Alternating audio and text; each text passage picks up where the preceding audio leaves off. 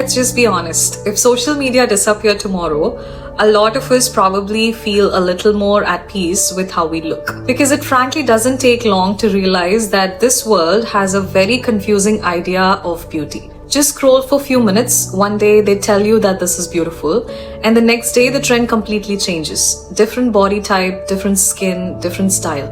And if you're being honest, it can feel exhausting trying to keep up, and you don't have to. Somewhere along the way, we start believing that if we don't fit those standards, maybe we are not enough. And here's the truth. In Psalm 139, it says that we are fearfully and wonderfully made. That means God didn't randomly create you. He was intentional. Every detail about you and me mattered to Him. And I love thinking about the story of David in the Bible. You know, when Samuel went to anoint the next king, everyone assumed it would be David's older brothers. Why? Because they looked stronger, taller, and more impressive. But God said something powerful. People look at outward appearance, but the Lord looks at the heart.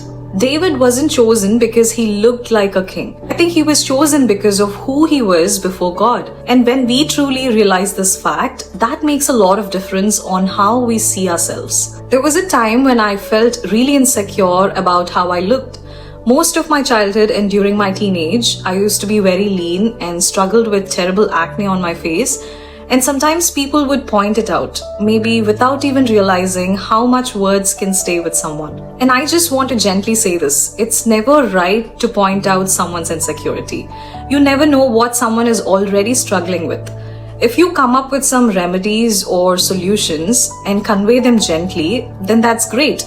But don't just say words like maybe you need to put on some weight or maybe you have to hit the gym to look acceptable in the eyes of others. No, please don't do that. Because a few years down the line, life changes, people grow, healing happens, and confidence will also grow. And the same person who once felt insecure may step into the beauty God always placed inside of them. Because when we say things like, I'm not beautiful, most of the time what we really mean is, I don't look like what the world celebrates right now. But God never asked us to match culture. He asked us to reflect Him. You know, the enemy loves when we spend time criticizing ourselves than walking in confidence. But our worth was never meant to come from a mirror or a trend.